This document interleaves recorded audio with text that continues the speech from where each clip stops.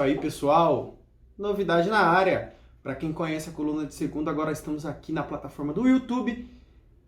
Para quem não conhece, seja muito bem-vindo. Toda segunda-feira estarei trazendo um conteúdo aleatório sobre futebol para vocês, seja do futebol internacional, futebol europeu, futebol sul-americano ou do nosso futebol brasileiro.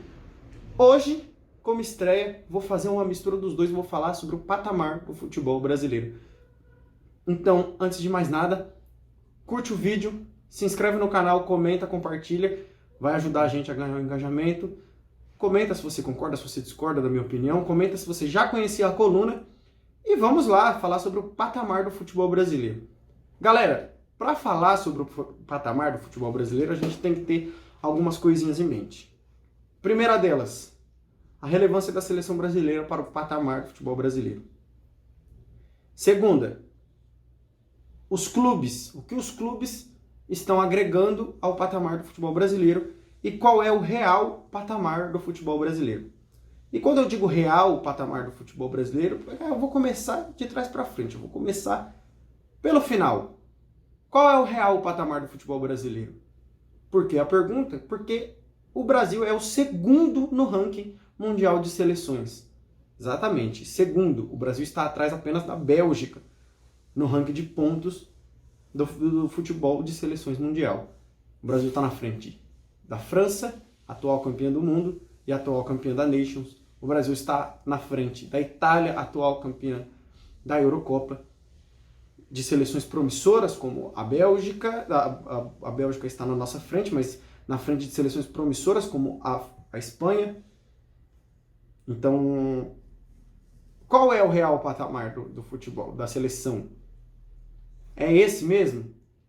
Acredito que não. Apesar do futebol da seleção brasileira ter bons resultados, a seleção brasileira, em questão de desempenho, tem desagradado um pouco. Tem gerado críticas ao Tite, tem gerado críticas a determinados jogadores da seleção brasileira. Apesar da última apresentação contra o Uruguai ter sido muito boa, é isso que a gente espera sempre da seleção brasileira e não estamos vendo. Tá? Então isso engana um pouco. Não que a nossa seleção seja fraca, mas a nossa seleção, apesar de ser muito boa, não tem tido um futebol de extrema qualidade. E é onde entram os clubes nisso.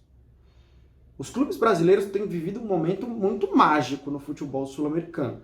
Tá? O futebol sul-americano tem se rendido ao futebol brasileiro. Tendo aí, terceiro ano seguido que a gente vai emplacar um brasileiro campeão da Libertadores e agora emplacamos uma final brasileira na Sul-Americana. Então, o futebol brasileiro tem dominado e tem faltado clubes para poder disputar contra o futebol brasileiro. Clubes como River Plate, Boca Juniors, que em outro momento já dominaram, hoje não conseguem disputar com o Flamengo, com o Atlético Mineiro, com o Palmeiras, até um Fortaleza que muito próximo de uma Libertadores no ano que vem, o Red Bull Bragantino, o Atlético Paranaense, que já tinha sido campeão da Sul-Americana em 2018, agora volta para a final de novo. Então, o futebol brasileiro de clubes é muito mágico o momento. Porém, ano passado a gente viu que quando sai dessa bolha do futebol sul-americano, a gente sofre. Tendo visto o Palmeiras, que foi o campeão da Copa do Brasil e da Libertadores, e acabou parando na semifinal do Mundial de Clubes, e na disputa do terceiro lugar acabou parando também. O Palmeiras não conseguiu fazer um gol sequer no Mundial de Clubes.